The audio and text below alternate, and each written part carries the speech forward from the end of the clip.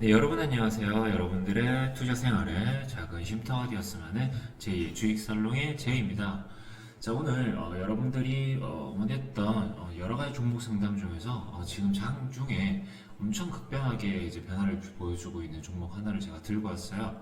그중 여러 가지가 있긴 했는데 이걸 한번 좀 보면서 가는 게 좋을 것 같아가지고 들고 왔습니다. 그리고 뭐 이걸 보면서 간단하게 이제 매매하는 방법도 조금 소개시켜 드릴 테니까 보도록 하죠. 자, 오늘의 종목은 미래생명자원입니다.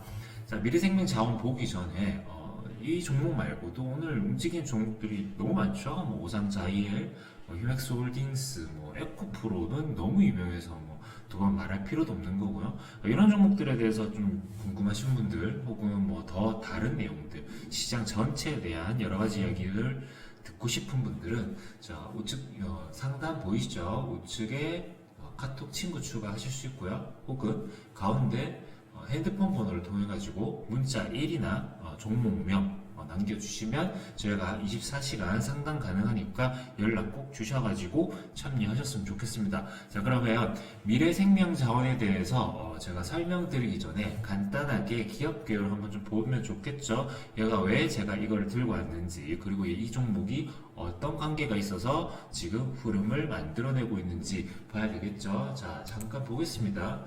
자, 사업 개요 보죠. 뭐 지배에서 구조 뭐 이런 거 있는데 사료 부분, 식료 부분 있습니다. 미래생명자원이 콘 옥수수, 소이 플러스 뭐 대두라고 하죠.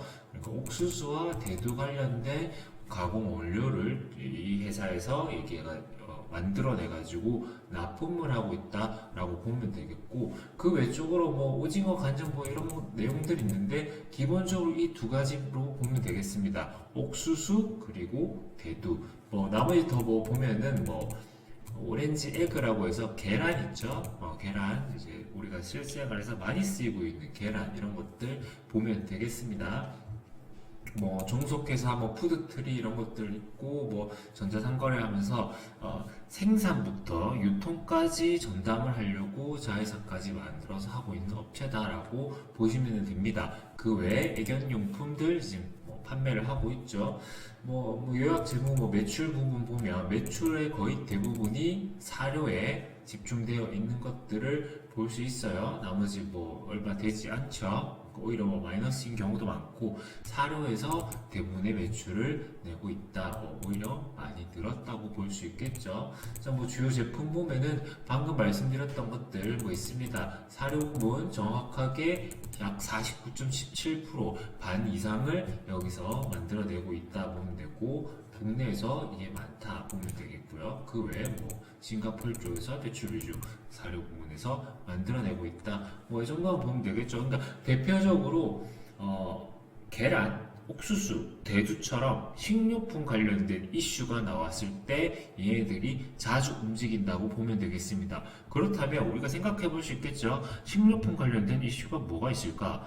그러면은 간단하게 뭐 생각해보면 가장 최근 있었던 거죠. 러시아랑 우크라이나 관련해가지고 국제 곡물 가격이 오른다. 혹은 우리가 소위 말하는 밥상 가격 해가지고 물가, 인플레이션, 일반적으로 저희가 먹고 있는 밥, 밀가루 음식 이런 것들이 들어가는 모든 제품들, 그리고 사료라고 했어요. 그러니까 우리가 사람들이 먹는 게 아니라 돼지, 뭐 소같이 가축들이 먹는 사료, 뭐 닭도 있겠죠. 뭐 계란도 관련 있다고 하니까 그런 사료들도 당연히 관계가 있기 때문에 이거를 우리는 무시할 수 없겠습니다. 그 이슈에 대해서요. 그러면은 기본적으로 생각했을 때 어떤 호재성 내용보다는 악재성 내용의 시장의 반응이 크게 나온다. 그러니까 종목의 반응이 크게 나온다 볼 수 있겠죠. 자, 그럼 관련된 최근 뉴스 딱 하나만 보고 가도록 할게요.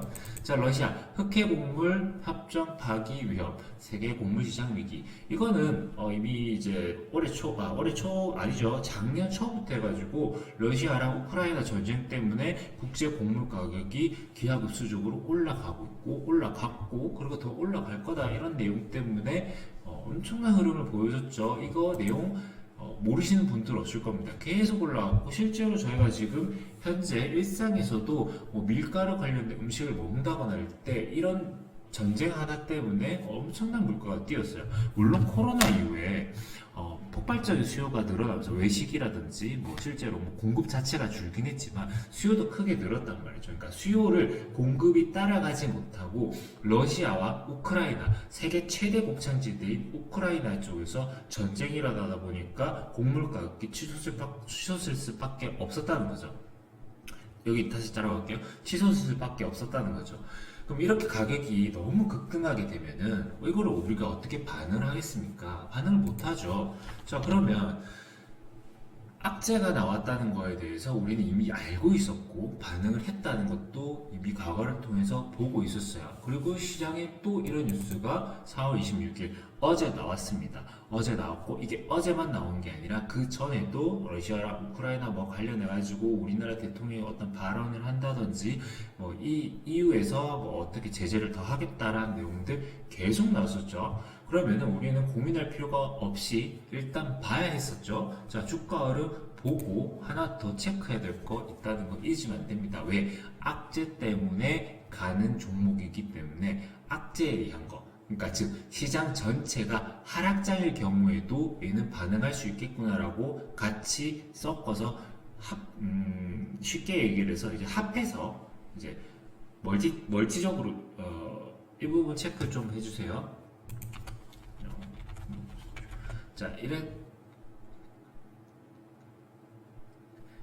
자, 이런 걸 같이 생각을 해줘야겠죠. 그러면 지금 종목 흐름은 이렇게 나오고 있는데 이 종목 흐름이 나올 때 우리나라 지수의 흐름 한번 체크하고 가는 게 좋겠죠. 자, 보겠습니다.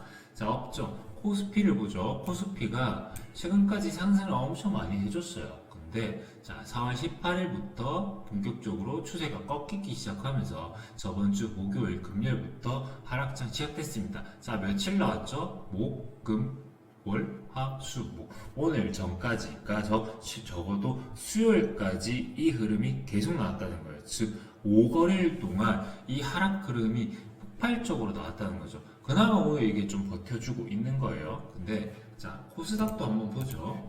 코스닥은 19일부터, 그러니까 목요일부터 폭락이 몇 프로씩 났습니까? 장중에 마이너스 2.7%, 뭐 1.9%면 이거 2%를 치죠. 뭐 이건 2%, 이것도 2%, 3%까지 떨어질 때가 있었어요. 그러니까 단 4거래일 만에 2%씩 쭉쭉쭉 떨어졌단 말이죠. 엄청난 낙폭을 보여줬어요. 그리고 어제도 그 낙폭을 보여줬고 오늘은 그나마 반등을 하고 있는데 자, 이 내용을 같이 섞어서 생각을 해봐야겠죠. 자, 4, 5거래일 동안 하락이 나왔다. 근데 시장에 악재들이 나왔고 미래생명자원은 그런 국제 사료 가격, 곡물 가격에 영향을 받는 어떤 해지주로서 역할을 할 수 있다고 생각한다면 이때 당연히 미래생명자원이 대장을 할 수 있을 거라 생각하고 반응이 나왔겠죠. 장중에 흐름이 나오니까 사람들은 아, 하락장이구나, 얘가 지금 반응을 하겠구나라고 뛰어들었습니다. 자, 언제부터요? 4월 20일 하락장이 나왔던 목요일부터. 자, 목요일부터 나왔죠. 목요일날 거의 상한가를 갔다가 빠졌습니다. 자, 왜냐면 처음 시작된 나온 하락장이기 때문에 이게 긴가민가해요. 긴가민가하고 이 앞에서 몇 개월 동안 쌓여있던 이 매물들이 여기 앞에 지금 사람들이 나와주니까 탈출해야지 하면서 묶여있던 구간들이 있었습니다. 자, 이 구간이겠죠? 이 구간을 이거를 올리기 위해서 여기서 이렇게 윗꼬리를 하면서 이제 매물을 털어내는 거예요. 탈탈탈탈 하나씩 올렸다 뺐다 라면서 여기 앞에 쌓여있던 물린 애들을 다 털어버리는 거예요. 야, 수익 줄 테니까 나가. 이런 식으로. 나가해서 나갔어. 그리고 조정 일시적으로 잠깐 주고, 바로 어제 뉴스 한번 딱 내면서, 자, 이 뉴스죠. 이 뉴스 내면서 그대로 올려버리면서 상한가를 가버렸죠. 그리고 오늘 한 번 더 흐름을 보여주고 있습니다. 자, 물론 오늘은 아까 지수를 봤을 때 반등을 하고 있었지만, 자, 지수 자세하게 분봉 흐름 딱 보면요, 조금 내용을 이해할 수 있어요. 자, 여기서부터 쭉 하락을 했고, 오늘 이 아침에 또 한 번 더 낙폭을 보이고 다시 반등을 해주고 있었어요. 자, 낙폭을 하고 반등을 해주고 중간중간 내려갔다 올라갔다를 반복하는데, 자, 이 구간 저희가 집중해서 봅시다. 자, 이 약 4분, 자, 3분봉이니까 약 12분, 15분 동안 하락이 쭉 나왔어요. 자, 그러면 여기서 미래생명자원 흐름 봐야겠죠. 자, 분봉 한번 보겠습니다. 자, 보죠.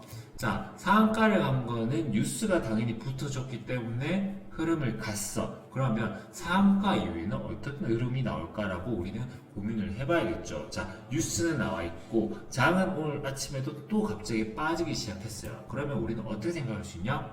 아침에는 얘를 한번 매매할 수 있는 구간이 나오겠구나라고 저희는 분명히 생각할 수 있었습니다. 자, 여기서 결정이 되었겠죠. 물론 상한가를 간다는 종목들의 어떤 일종의 어떤 패턴이라고 볼 수 있고, 트렌드 혹은 뭐 기술적인 방법이긴 한데, 보통 상한가가 나왔을 때는 장 전부터 기대감이 형성돼 있고 여기서 팔려고 하는 사람들이 되게 많기 때문에 보통 갭을 많이 띄어요. 보통 5%에서 뭐 많으면 10%까지 갭을 딱 띄우기 마련인데, 얘는 갭을 띄우지 않았다는 거죠. 자, 그럼 이렇게 생각해 볼 수 있어요.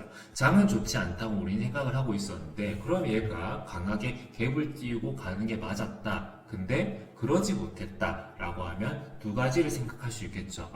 오늘 장이 좋을 수도 있겠구나. 왜? 얘는 해지주로서 움직임을 줬으니까. 근데 그렇지 않았죠. 장이 빠졌죠. 장이 빠질 때 얘도 빠져. 뭔가 이상하다라고 해서 봐야 됐었습니다. 다른 종목이 움직였을 수도 있고요. 실제로 그랬고, 얘가 잠깐 눈치를 본다고 뭔가를 하고 있었을 수도 있었습니다. 자, 그럴 때 갑자기 더 막 종목이 지하로 막 파고들었죠. 지수가 막 빠지기 시작하면서, 그러면서 딱 세봉, 딱 9분 뒤부터 폭발적인 흐름을 만들어냈습니다. 자, 1분봉 잠깐 보죠. 1분봉을 더 보면 자세하게 볼 수 있어요. 자, 1분봉 잠깐 여기서 눈치를 보는 겁니다.